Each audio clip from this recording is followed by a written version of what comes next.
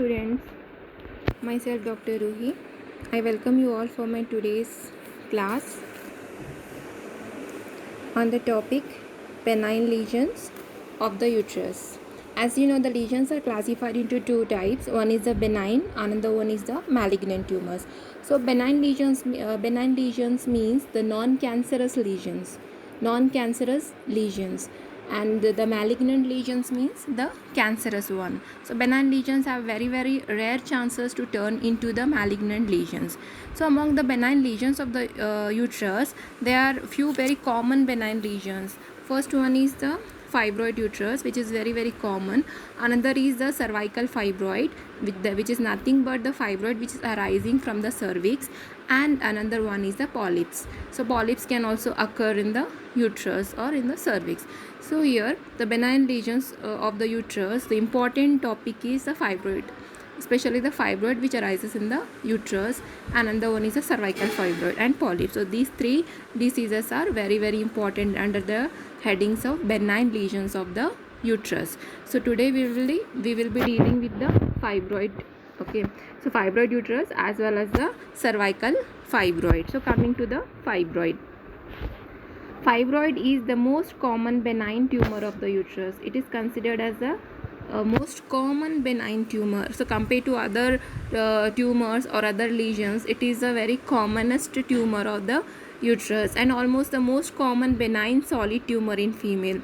If you compare all other tumors other than the reproductive system, then it is considered as the most common solid benign tumor in females. And coming to its histology, this tumor is composed of smooth muscles. As you know, the uterus has 3 layers, and especially the myometrium, which is the muscle layer, is consist of the smooth muscle fibers which are arranged in 3 distinct layers. And this tumor is composed of solid smooth muscles along with the fibrous connective tissue. That's why it is also named as uterine leiomyoma, myoma, or fibromyoma. Fibromyoma, leiomyoma, myoma, or fibroids. These are the synonyms of fibroid. Coming to the incidence, it has been estimated that at least 20% of the women at the age of 30 have got fibroid in their wombs. That means a woman aged around 30. So among the population of women having age around 30 years, in them 20% of the women have the fibroids. So it is very common, 20% among the women of 30 years and above. Fortunately, most of them, 50%, remains asymptomatic. But the good thing is about the fibroid is, even though they have the fibroid, but 50% of the women population remains asymptomatic. The incidence of symptomatic fibroid in hospital outpatient is about only 3%. But a woman who is suffering from any symptoms having fibroid is very less. It's only about 3%. That means the asymptomatic fibroids are very common. Means fibroids are already there, but they don't present any symptoms. They doesn't cause any problems in most of the women. A high incidence of 10% prevails in England in colored races, especially the black women, and the incidence is very higher. So compared to the white and black women, it is mostly seen in the black women and very less in the white women. They are more common in nulliparous and in those having one child infertility. So the prevalence is highest between the 35 and 45 years of age. See here, these are commonly seen in the nulliparous women. Nulliparous women means the women who have no children, and in one child infertility, that means the woman having only one children, and since long years she is suffering from secondary infertility, you can say. So that is called a secondary infertility. Secondary infertility means women have one child but unable to conceive for the second time. So that is called as secondary infertility. So in cases of nulliparous secondary infertility patients, it is commonly seen, and especially highest between the age of 35 and 45 years. Coming to its histogenesis, origin, etiology still remains unclear. We cannot say it is because of this or that. It still remains unclear. But the hypothesis is there that it arises from a neoplastic single smooth muscle cells of the myometrium. A single cell becomes neoplastic, and from the single cell a fibroid arises is a hypothesis. The stimulus for the initial neoplastic transformation is not known yet, but there are certain factors which can lead to the production of fibroids like chromosomal abnormalities. So in about 40% of cases there is a varying type of chromosomal abnormality, particularly in the chromosome 6th and 7th. So if the abnormality is there in the 6th and 7th chromosome, then it may also lead to fibroids. And then one more factor is there, that is the role of polypeptide growth factors. If polypeptide growth factors, EGF, epidermal growth factors, insulin like growth factors, transforming growth factors, they stimulate the growth of leiomyomas either directly or by producing excessive estrogen. And in most of the patients, we have find the family history is positive. Often they have the positive family history. So coming to the risk factors of the fibroid. Risk factors. What are the risk factors? See, the increased risk is seen in nulliparity, the women who have not given birth to any children. Obesity, that is the BMI or the body mass index is high. In such women, there are more chances of developing fibroid. PCOS, polycystic ovarian syndrome can also disposes in the risk of developing fibroids in future. Hyperestrogenic states, black women, high fiber diet or high fat diet, if they are consuming more fatty food, then positive family history. So these are at the increased risk of developing fibroid. So coming to the reduced risk, multiparity, women having two or more children. Menopause, a woman who have undergone menopause, in them very less chances of developing fibroid. And a woman using OC pills, contraceptive combined OC pills, and smoking, so these have the reduced risk of fibroid. So coming to the growth, how the growth of fibroid is, whether it is dependent on some factors or what. Yes, the growth is predominantly an estrogen dependent tumor. So it is a estrogen dependent tumor, so the growth is dependent on the estrogen hormone mainly, along with the progesterone. So estrogen and progesterone is incriminated as the cause. Estrogen dependency is evidenced by growth potentiality is limited during childbearing period. So it is usually seen in the childbearing period because estrogen will be high in the childbearing period. Increased growth during pregnancy, as you know, in the pregnancy period the hormones will be more, especially the progesterone and all. So here the you can find that if a fibroid is there, so it increases, the size of the fibroid increases during pregnancy, and they do not occur before menarche. That means before a girl attains menarche, there are very less chances of developing fibroid. Following menopause, there is often cessation of growth and there is no new growth at all. So that is following menopause. A woman who have attained menopause, in them very less chances of fibroid. If she is already having fibroid, then those fibroids start shrinking and the cessation of the growth occurs, and there will not be any new growth at all in the women who have undergone menopause. So all this indicates that the fibroid is dependent on the hormones, mainly the estrogen, and to a certain amount of progesterone also is involved in the growth of these fibroids. It contains more estrogen receptors than the adjacent myometrium. So if you compare the fibroid tissue with the adjacent myometrium, then you will find the estrogen receptors in the fibroids are more compared to the adjacent myometrium, and it is frequently association of anovulation. See here, fibroid, if a woman having the fibroid, there are more chances of she is having anovulatory cycles. That's why the bleeding will be more in the woman having fibroids, because anovulation, there are more chances of anovulation. So the growth, how the growth will be, on the whole the rate of growth is slow, and it takes about 3 to 5 years for the fibroid to grow sufficiently to be felt per abdomen. So ovarian tumor grows in months. Usually if the fibroid is situated in the uterus, then it takes around 3 to 5 years for a small fibroid to grow such a big that it can be felt per abdomen. And ovarian tumors usually grows in months. However, the fibroid grows rapidly during pregnancy. Rapid growth may also be due to degeneration or due to the malignant changes. If the fibroid is growing too rapidly, then you have to think about the secondary changes which are undergoing in the fibroid, like degeneration of fibroid or the malignant changes. There are chances of the fibroid to become malignant. In such case also the fibroid grows very faster. The new low dose oral contraceptives may reduce the size. So we commonly prescribe oral contraceptive pills to a woman suffering from gynec problems. So these have an additional benefit that it reduces the size of the fibroid also. So coming to the types of fibroids depending on the location is can be divided into two main types, that is in the body and the cervix. That is the body of the fibroids which are arising in the uterine body, and the fibroids which are arising in the cervix, also called as the cervical fibroids. So the body, in the body of the uterus there are again three main types of the fibroids. First is the interstitial fibroids, also called as the intramural fibroid, which is very common, 75%. Another is the subperitoneal fibroid or subserous fibroid, which is 15%.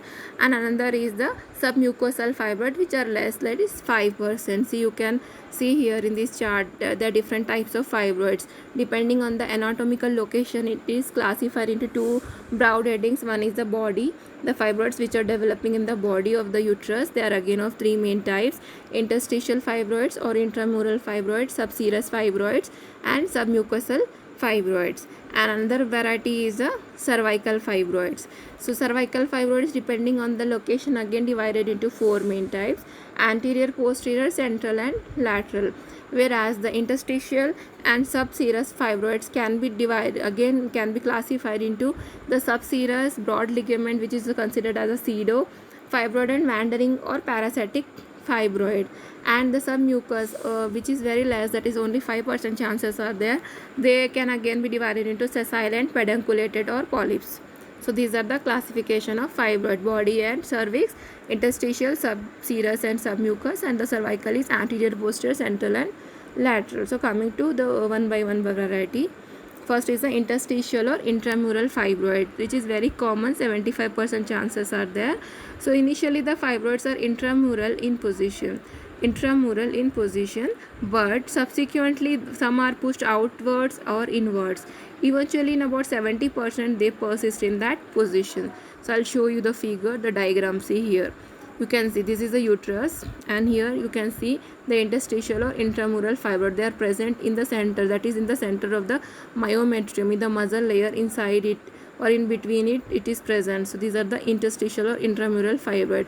Whereas you can see these fibroids are pushed outside and they are called as subserous fibroids. See, these are pushed outside. No, see, these are called as subserous or subperitoneal fibroid. And here you can see the submucosal. These intramural fibroids are pushed inside, inwards. Those fibroids are called as submucous fibroids. When they attain pedicle, those are called as submucous pedunculated fibroids. When they attains a pedicle, so whenever the fibroid attains a pedicle, it is called as polyps. Whenever a tissue or a mass having pedicle is to be called as polyps. See here, subserous pedunculated. This is also subserous, but it has acquired a pedicle. So this is, then it is called as subserous pedunculated. So these are the intraligamentary. When the fibroid is present in between the ligaments, it is called as intraligamentary fibroids. So these are the different types of fibroids. Intramural, okay, intramural, subserous, and submucous, the three main varieties. So these intramural are the basic fibroids. Some are pushed outwards or inwards. So they are, some persist in the same position. So if they persist in the same, in the middle, in the muscle layer, if they persist, then they are called as interstitial or intramural fibroids, which are very common, 70% or 75%. Second variety is the subperitoneal or subserous fibroids, which is around 15%. So in this condition, the intramural fibroid is pushed outwards towards the peritoneal cavities. I have shown you already. See, these are the subserous fibroids. Intramural fibroids, when pushed outwards, they becomes a subserous fibroids. Then when they are pushed outwards towards the peritoneal cavity, they are called as subperitoneal or subserous fibroids. The fibroids are either partially or completely covered by peritoneum. So the speciality of these fibroids is they are partially or completely covered by the peritoneum. When completely covered by peritoneum, it usually attains a pedicle called pedunculated subserous fibroid. See, when they are completely covered by a peritoneum, then what happened? They developed a pedicle. They developed a pedicle, and in that condition they are called as pedunculated subserous fibroids. I've shown subserous pedunculated fibroids. See here, they are completely covered by a peritoneum, and thus they attains a pedicle. You can see here the pedicle here. So when they attains a pedicle, they are called as subserous pedunculated fibroid. On rare occasion, the pedicle may be torn through, and the fibroid gets its nourishment from the omental or mesenteric adhesions, and it is called as wandering or parasitic fibroid. Sometimes what else? The pedicles may be torn through. Then what happens? These fibroids gets their nourishment from the omentum or mesentery, and then these type of fibroids are called as wandering fibroids or parasitic fibroids. Sometimes the intramural fibroids may be pushed out sometimes these intramural fibroids may be pushed out in between the layers of the broad ligament, and it's called broad ligamental fibroids. Sometimes what happens is this fibroid gets pushed in between the layers of the broad ligament, and then they are called as the broad ligamental fibroids or false fibroid or pseudo fibroid. Leiomyomas may cause pseudomaic symptoms also. Then coming to third point, that is a submucous fibroid.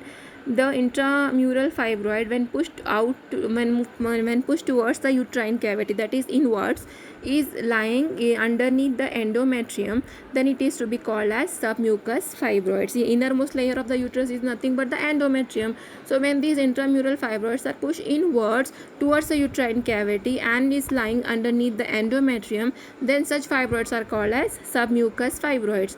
Submucous fibroids can make the uterine cavity irregular and distorted. Pedunculated submucous fibroids may come out through the cervix. It may be infected and ulcerated, and sometimes it can cause metrorrhagia. Although this variety is least common, about 5%, but it produces the maximum symptoms. See, it looks very small and it is very rare. Only 5% chances are there, but it can produce the maximum symptoms because it has a capacity to make the uterine cavity irregular and distorted.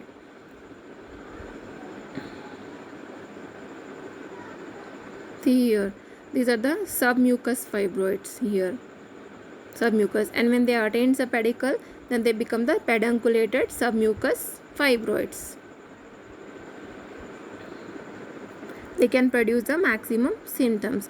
Here it is a diagram showing the multiple fibroids. You can see a uterus having multiple fibroids causing marked distortion of the uterus. See, you cannot predict the uterine shape here. Uterus is usually the pear shape, but here because of fibroid it is looking very irregular. The uterine corpus is almost completely replaced by the multiple myomas in subserous, intramural and submucous position. Here all three varieties are present in the subserous, intramural and submucous submucous fibroids are present. So here you can see a diagram of a uterus having multiple different types of fibroids. Coming to the second variety, which is called as cervical fibroid. Cervical fibroid is rare, only 1 to 2% chances are there. In the supravaginal part of the cervix, it may be interstitial or subperitoneal variety and rarely polyploidal. Depending upon the position, it may be again of 4 types: anterior, posterior, lateral and central. Interstitial growth may displace the cervix or expand it so much that the internal os is difficult to recognize. All these disturb the pelvic anatomy, especially the ureter. The problem with the cervical fibroids are they disturb the pelvic anatomy, especially they put a pressure on the ureter. In the vaginal cervix, the fibroid is usually pedunculated and rarely sessile, and usually they have the chances to attain the pedicle. So they have chances to become a pedunculated cervical fibroids. Pseudocervical fibroid, a fibroid polyps arising from the uterine body when occupies and distends the cervical canal. It is called a pseudocervical fibroid. See, pseudo means false. Here what happens, pseudocervical fibroid means a fibroid which is not arising from the cervix, but it is arising from the uterine body. It attains a pedicle and it starts coming out from the cervix. So it looks like it is coming from the cervix, but it is not coming from the cervix, it is coming from the uterine body. So such fibroids are called as pseudocervical fibroids. That means false cervical fibroid. Their origin is from the uterine body, but they comes out through the cervix. So it looks like they are coming from the cervix. So they are called as cervical pseudofibroids. So this is a diagram showing the cut section of a uterus, showing a submucous fibroid. So you can see here submucous fibroid is present here. This is a cut section of a uterus. Submucous is the fibroid which arises from the mucosa layer. Next, coming to the pathology. It's coming to the pathology of the body or corporeal fibroid. Naked eye appearance, how the uterus looks like. Uterus is enlarged. The shape is distorted by multiple nodular growth of varying sizes. Occasionally there may be uniform enlargement of the uterus by a single fibroid. If the fibroid is only one and it is bigger one, then you will find the uniform enlargement, but mostly they are nodular growths because of the small fibroids, small multiple fibroids. The shape is distorted and the feel is firm. You can feel the fibroid is firm. Cut surface of the fibroid is smooth and whitish. The cut section in the absence of degenerative changes shows features of whorled appearance and trabeculation, and these are due to the intermingling of fibrous tissue with the muscle bundles. And the false capsule, so this is important. False capsule is made up of, or it is formed by the compressed adjacent myometrium. Adjacent myometrium, see, this arises from a muscle layer itself. So surrounding adjacent healthy myometrium, it is formed compressed near to the fibroid, and they have more parallel arrangements and they are pinkish in color in contrast to the whitish appearance of the tumor. Tumor appears whitish, whereas this false capsule, it appears pinkish. The capsule is separated from the growth by a thin areolar loose areolar tissue. The capsule is separated from the growth or from the tumor by a thin areolar loose tissue. The blood vessels run through this plane to supply the tumor. So from this point only the blood vessels run. It is through this plane that the tumor is shelled out during myomectomy operation. Myomectomy is a surgery to remove the fibroid. So when we perform myomectomy, from this point only we shell out the capsule, or which is called as the false capsule of the fibroids, to remove the fibroid. The periphery of the tumor is more vascular and have more growth potentiality. The center of the tumor is least vascular and likely to degenerate. So here the center of the tumor is least vascular, its the blood supply is less, and that's why it is more likely to degenerate. It is due to the contraction of the false capsule that makes the cut surface of the tumor to bulge out. So the microscopic appearance, the tumor consists of smooth muscles and the fibrous connective tissue of varying proportion. Originally consists of only muscle element, but later on the fibrous tissue also joins here, comes in between the muscle bundles. So you can see here the histological picture of a fibroid, how the muscle tissue, smooth muscles appears, and in between that some fibrous tissue can be seen.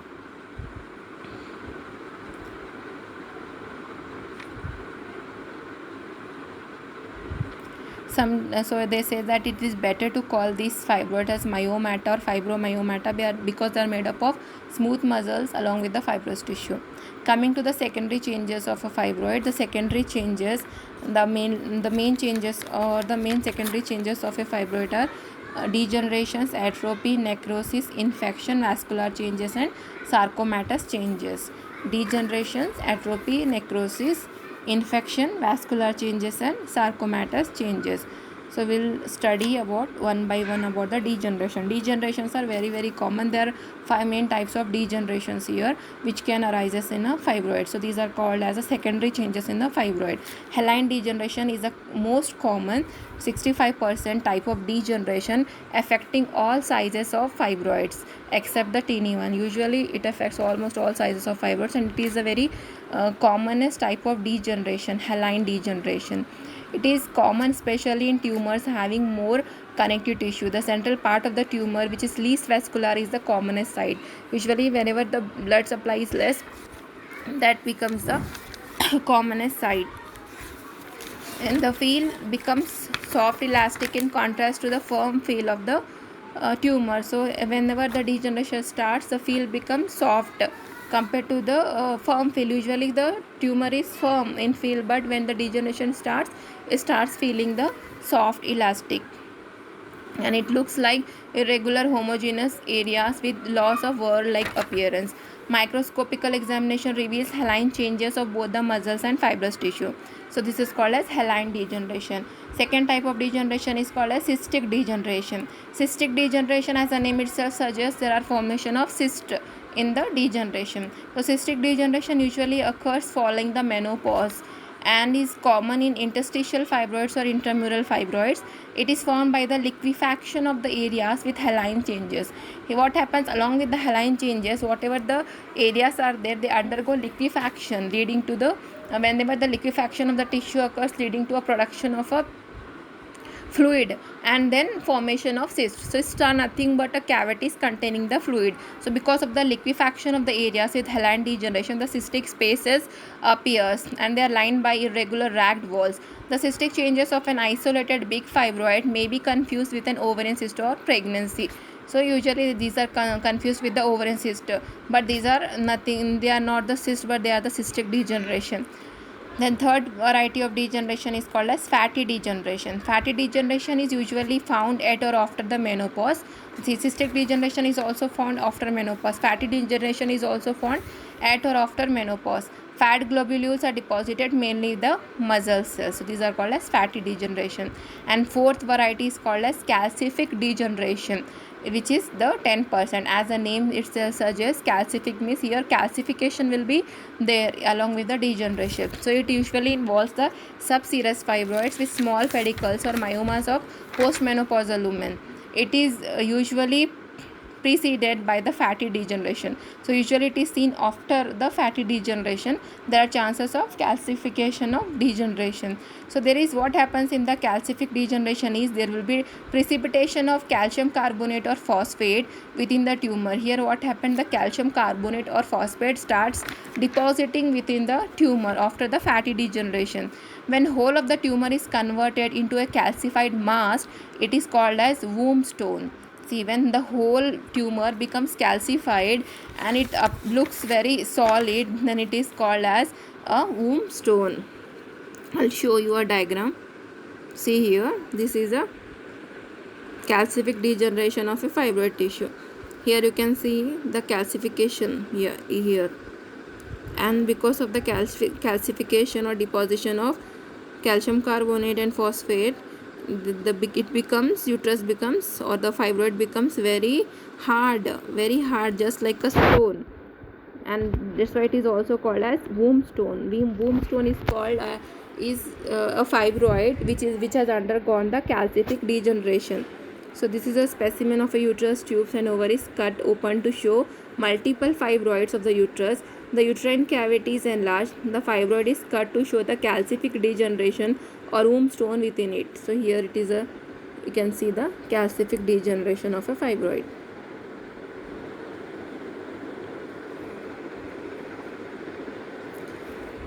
So this is called as a calcific degeneration. And the last variety of degeneration, fifth variety, is called as the red degeneration. Red degeneration, also called as the Carneous degeneration. It occurs in the large fibroid mainly during the second half of the pregnancy. So this type of red degeneration is seen in a fibroid, especially in the second half of the pregnancy and puerperal period. So women who have undergone pregnancy or puerperium, in those women this red degeneration is seen. Partial recovery is possible and is called as necrobiosis occurs. The cause is not known, but usually it is vascular in origin. So what happens here is the tumor shows dark areas with cut section revealing raw beef appearance. So just like a raw beef, the appearance of a fibroid occurs, raw beef appearance containing cystic spaces. Odor is also fishy and due to fatty acids, and color is due to the presence of hemolyzed red cells and hemoglobin. So red color type of degeneration you will find here, along with a fishy smell.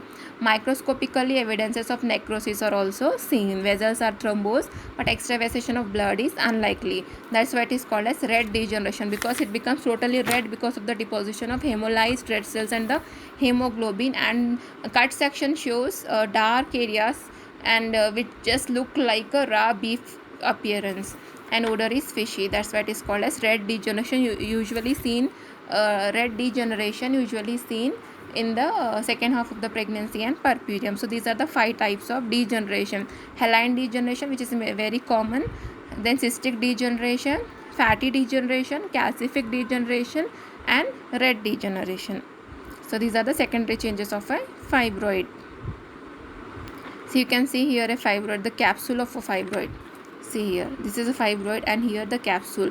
So usually the capsule is enucleated from a fibroid at the time of doing surgery or myomectomy procedure. So coming to the other changes, secondary changes of a fibroid. Other secondary changes includes atrophy. As you know, atrophy is nothing but the degeneration of a size of fibroid. Atropic changes occurs following menopause due to loss of support from estrogen. So after menopause, the hormone levels reduces. So because of that, the size of the fibroid starts reducing, or there will be reduction in the size of the tumor because of the reduction in the hormone. So this is called as atrophy.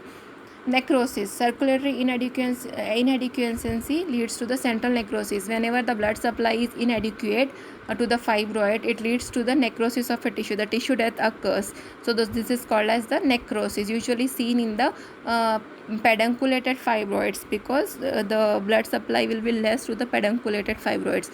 Infection is one of the secondary change. Again, the complication as well as the change. Infection gains access to the tumor core through the thin sloughed surface epithelium of the submucous fibroid. This usually happens following delivery or abortion. Intramural fibroid may also be infected following the delivery. So usually infection, there are less chances of infection, but if a woman has undergone delivery or abortion, then there are more chances of infection to the fibroid. Coming to the vascular changes, there will be dilatation of the vessels of the fibroid, which is called as telangiectasis. Telangiectasis is dilatation of the vessels. Dilatation of the lymphatic channels is called as lymphangiectasis. So inside the myoma, there will be telangiectasis, that is the dilatation of the blood vessels, or dilatation of the lymphatic channels, which is called as lymphangiectasis occurs, and the cause is also not known. So these are called as the vascular changes, telangiectasis or lymphangiectasis. Then third and one more secondary changes is the sarcomatous changes, which is the dangerous complication, you can say. Sarcomatous changes may occur in less than 0.1% of cases. The usual type is leiomyosarcoma.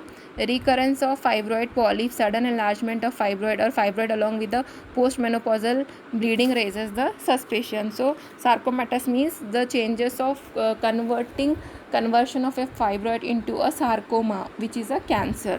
So these are very less, 0.1% of chances will be there, because usually the uterine fibroids, the cervical fibroids are considered as benign lesions, but very less chances of them to become sarcomatous also, or cancerous tumors also. So coming to the associated changes in the pelvic organs, uterus, the shape is distorted, and the myohyperplasia will be there. Endometrium is of normal type. Sometimes it becomes thick, congested, and edematous. Uterine cavity may be elongated or distorted in intramural or submucous fibroids. Uterine tubes, the frequent tubal infections are usually associated with fibroids. Ovaries may be enlarged, congested, or sometimes may be having the multiple cysts because of the hyperestrogenic condition. Ureters, yes, ureter, in cases of broad ligament fibroids and the cervical fibroids, there will be compression on the ureters leading to hydroureter or hydronephrosis. Then endometriosis, usually the fibroids are associated with endometriosis or adenomyosis in 30% of the cases, and endometrial carcinoma, the incidence remains unaffected. Coming to the clinical features of a fibroid, patient profile. Usually the patients are nulliparous, having a long period of secondary infertility. However, early marriage and frequent childbirth makes its frequency high even amongst the multiparous women. The incidence is at its peak between the 34 to 45 years. There is a tendency of delayed menopause also. Coming to the symptoms, the majority of the fibroid, the good thing is the majority of the fibroids remains asymptomatic. Almost 75% of the fibroids, they remains asymptomatic, means they will not produce any symptoms, they'll not cause any problem to the patient.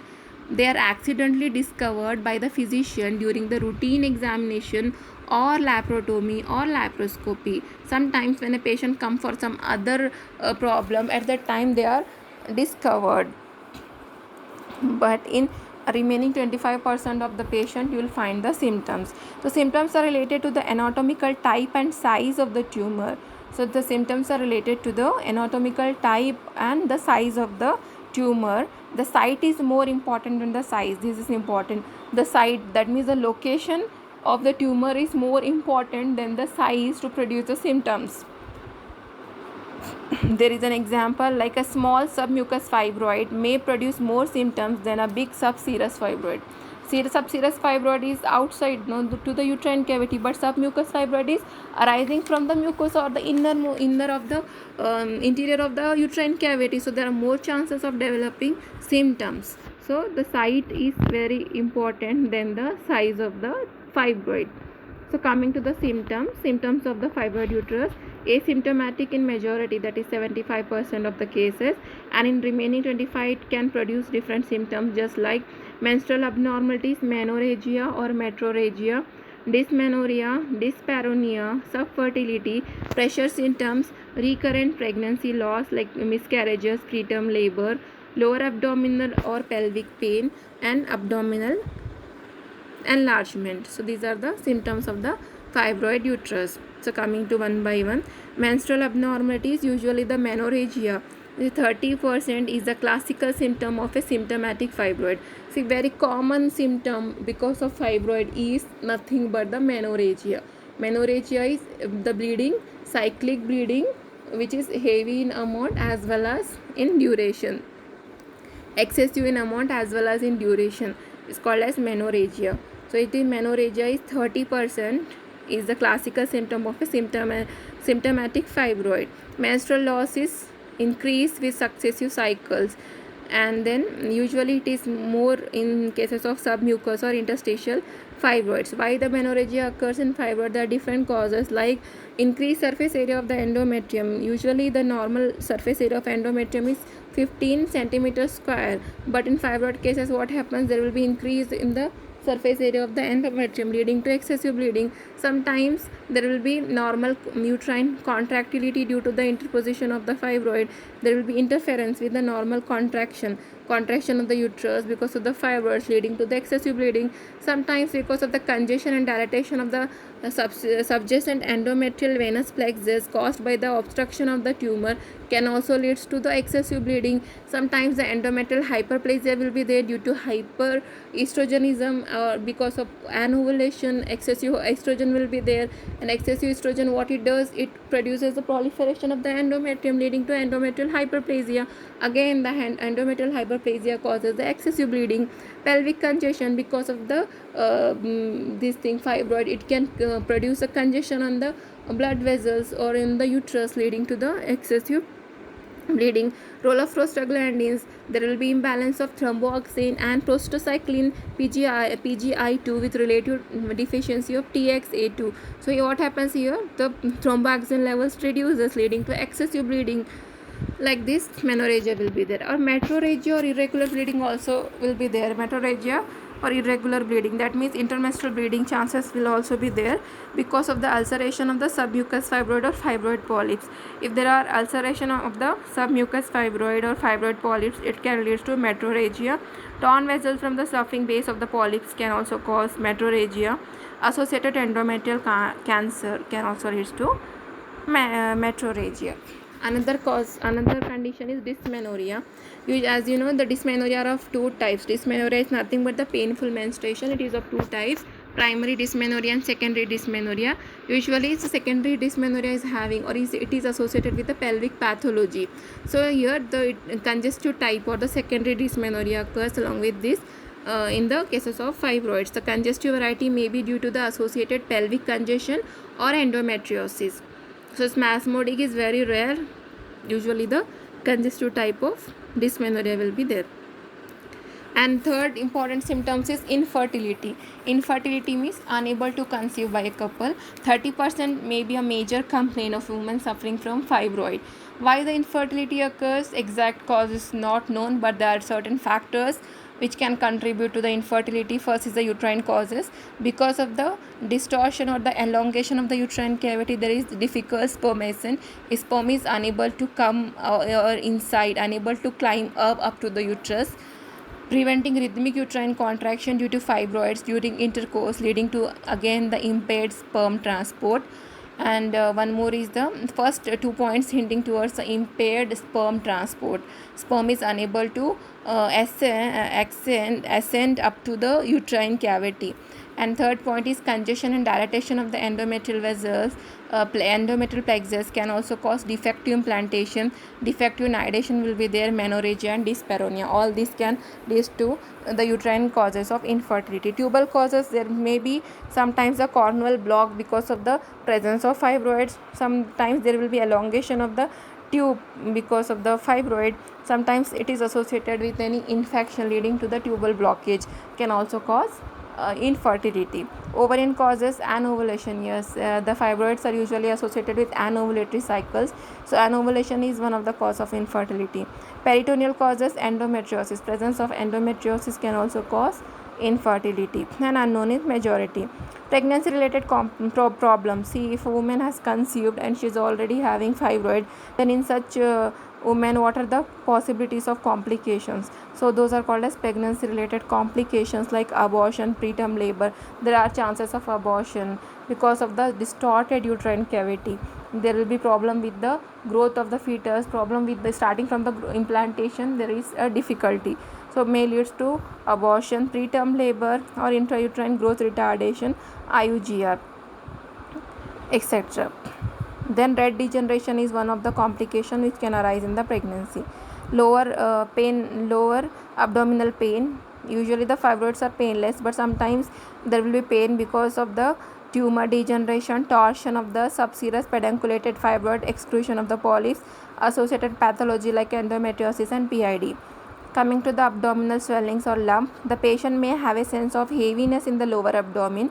She may feel a lump in the lower abdomen even without any other symptoms. She can only feel some type of heaviness in the lower abdomen. Sometimes she can feel the lump also. Pressure symptoms, which are rare in the body fibroids, but pressure symptoms are seen in cases of broad ligamental fibroids. It can produce constipation, dysuria, or even retention of urine, etc. Signs: general examination reveals varying degrees of pallor because of the excessive bleeding, menorrhagia or metrorrhagia. Women develops of pallor or anemia depending on the magnitude and duration of the menstrual loss. Abdominal examination: the tumor may not be sufficiently enlarged to be felt per abdomen, but if enlarged to 14 weeks or more, can be palpated. Coming to the palpation, the feel is firm, more towards hard. If you feel the fibroid, it feels like through the abdomen or para-abdomen, it feels firm and it is somewhat hardish, but sometimes it can be felt cystic in cases of cystic degeneration of a fibroid. Then margins are well defined.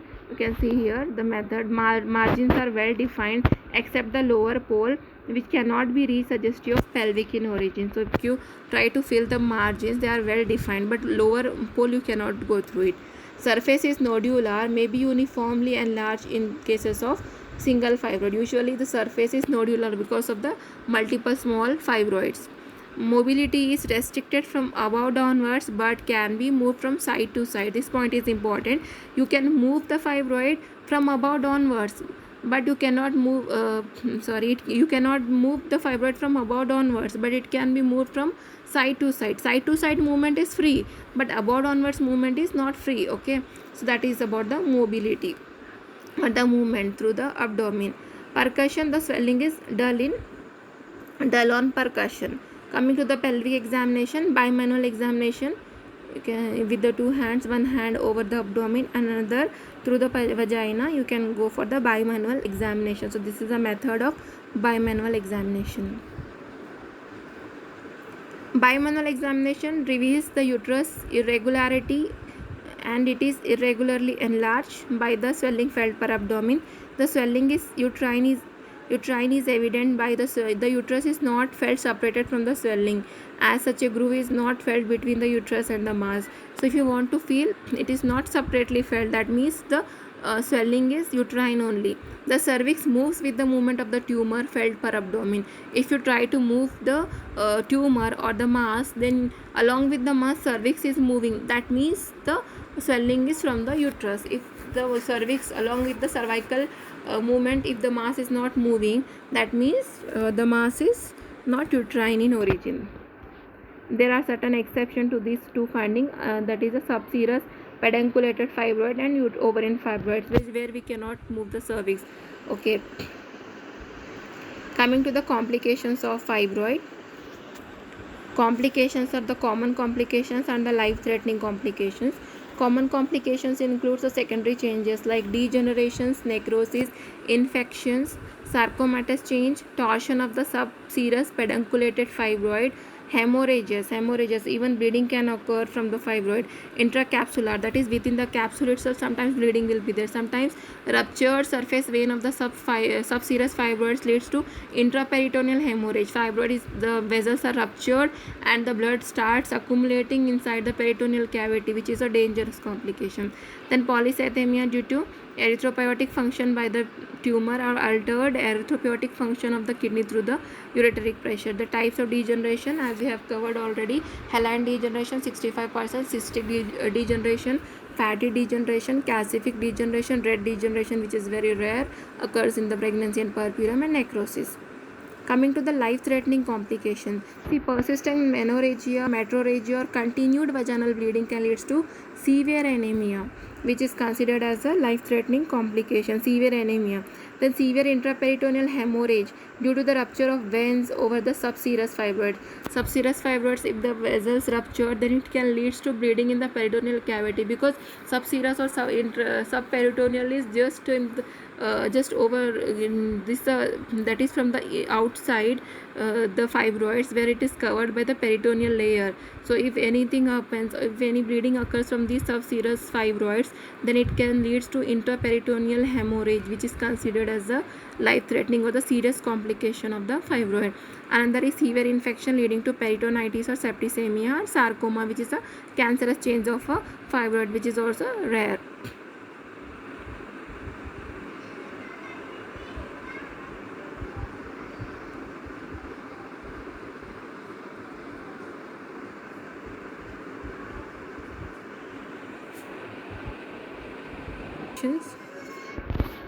There are two aims of investigations.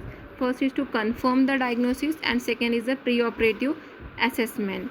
To confirm the diagnosis, although the majority of the uterine fibroids can be diagnosed from the history and pelvic examination, but sometimes there will be problem with the diagnosis. In certain cases, we can go for certain investigations like ultrasound and color Doppler.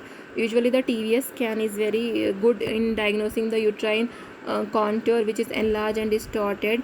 And Doppler, why Doppler is important is Doppler ultrasound gives a hint towards the blood flow to the fibroid. Vascularization of the fibroid can be identified. So ultrasound is an useful diagnostic as well as method to confirm the diagnosis of a fibroid. And transvaginal is considered as more accurate. There are two types of ultrasound, transabdominal and transvaginal. In them, transvaginal is very accurate to assess the myoma location, its dimensions, its volume, and any adnexal pathology associated, etc. And even the complications like hydroureter, hydronephrotic changes can also be diagnosed. Another method is saline infusion sonography. SIS is helpful to detect any submucous fibroids or polyps. As you know, the SIS is important to diagnose the intracavity problems or intracavity lesions. Then another method is a MRI is more accurate compared to the ultrasound.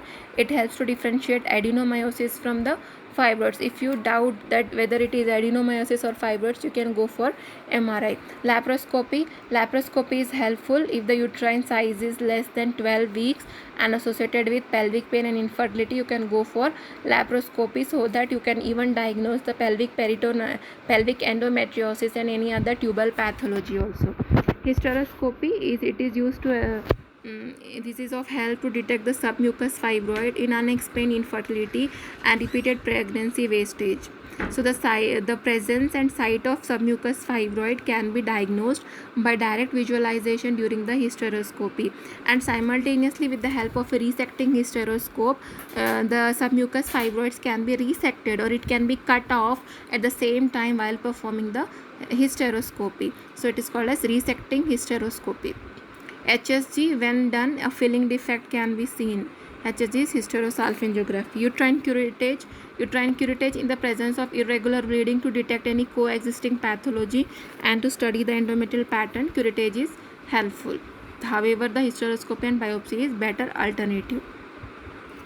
So coming to second name, that is a pre-operative assessment. Apart from the routine pre-operative investigations, one investigation is to be done which is called as IVP, intravenous pyelography, which is nothing but an X-ray of kidney, ureter and bladder to know the anatomical changes of the ureter, because in cases of broad ligament fibroid and cases of cervical fibroids, there are chances of compression of the ureter. So you can go for IVP, intravenous pyelography. This is an additional investigation. It can be done before going for any surgery. Coming to the differential diagnosis, fibroids of varying sizes can be confused with pregnancy, full bladder, adenomyosis, myohyperplasia, ovarian tumor and TO mass. This is the hysteroscopic view of a submucous fibroid. Endoscopic resection is possible. See, they are doing this is a endoscopic resection is done.